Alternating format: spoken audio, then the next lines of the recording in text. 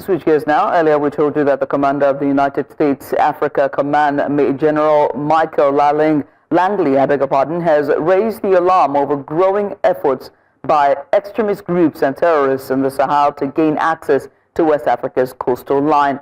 Now, he also did warn countries or African countries with coastal line, that's Benin, Ghana, as well, to be mindful of their coastal lines. Well, joining us to give us a bit of insight on this call or concern is a security expert, Darlington Omoro, who joins us live virtually. Darlington, many thanks for joining us. Now, this issue that's been raised by the General are quite far-reaching. How worried should we be? Well, it's not new to us. We've been experiencing that over time. The Lake Chad Basin, around the Lake Chad Basin. Of course, you know at the point in time that Boko Haram were collecting taxes from men who go to the Lake Chad to fish. They either collect monies or they collect fish from them. In most times, they're taking charge of that aspect in Nigeria. But what he is talking about now is the extension of all of that to some other neighboring countries, particularly Ghana and Côte d'Ivoire. But what are they going to do? How are they going to help West Africa, for instance, in tackling some of these problems? We have seen that it's not just enough to talk. It's about what America is ready to do for the West Africans to survive these terrorists. What have they been able to do because beyond mere talking? Have they been able to carry out the same thing they did with Somalia, where they had, according to him, he said they have been involved in about 21 area bombardment of the jihadists. Here we have the terrorists who are deadlier than the jihadists. How many times have they been able to carry out bombardment on some Sahel forest locations where you have the terrorists? Yeah, but Darlington, if the United, this intelligence is coming to them and they have shared it and raised concerns and said, look, there's a regional threat that is about to happen, all states with coastal lines as their borders be tight. Is that not enough? Because I wonder how we're leaning to these nations that's not even an African nation, but is still giving you intelligence. Should we now blame them for trying to inform us? Have we done enough for our borders? My question is it enough to talk and not to assist these countries that you know do not really have been battling with these terrorists or jihadists? So is it enough just to talk? What you call intelligence? It's intelligence. When you talk about it, as if they've not been able. I've had reasons to take over the Lake Chad Basin for some time, where they even collected taxes from farmers, particularly fishermen who go to that. Are they talking about Nigeria, or they are talking about Ghana, Côte d'Ivoire, or the Republic of Benin?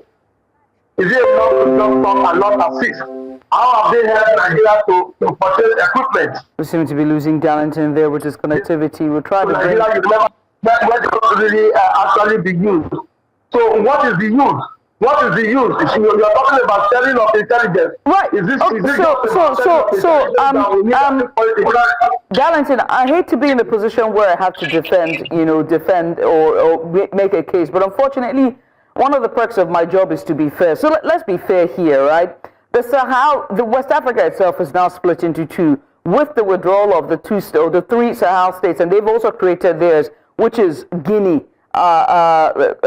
Niger, Burkina Faso, and Guinea, right? So these states have withdrawn. They also did ask the French troops to withdraw as well. And we know that every of the states have interest. Every of the African states, in and of whether it's a French-speaking or English-speaking, have bilateral ties with other nations, right? Are you saying that those ones that have been separated too, would they be able to accept favors from America, whether it's assets or anything from this organization or from this joint task force that have raised the alarm Because you're asking an entire sovereign entity to come and aid you. Doesn't that sound, I mean, help me understand this, given all that's happening with West Africa, the ECOWAS community. You didn't ask for ECOMOG, you didn't ask for the ECOWAS community, you didn't ask for a joint task force, you didn't ask for all of these countries to come together to be tighter, but you're asking America to do that. Don't get me misunderstood, please. I don't want to. That's why I'm asking the question, because I want to be clear. That's why I'm asking the question, so we can be clear. I'm not trying to misunderstand you. I'm trying to be clear with you to make sense of what you're saying. So help me. The issue is that meeting was held with the chiefs of defense, where he presented that paper and talked about what you call intelligence, sharing of intelligence about what they think is about to happen. And I'm telling you, authoritatively here, that it has been in Nigeria, it has been happening here. And if you are not aware, then you go research on it. The Lake Chad Basin, as terrorists not occupied it for some time. Have Nigerians not been made to pay taxes, particularly those who farm, who fish on that lake over time? Now, we are talking about beautiful, as much as that is. If you are the commander, the one in charge of the African command, what beyond sharing of intelligence are you going to do to help these people? I just told you about what they did in Somalia. From what he said and how they have helped Somalia to bombard the jihadists for about 21 times. I just said that to you. How Nigeria has been facing this problem of terrorism over time for how many years now? We went to America to buy Tucanos. The Tucanos came with conditionality. I repeat that, and I will say it over and over. They gave us conditions before they did that.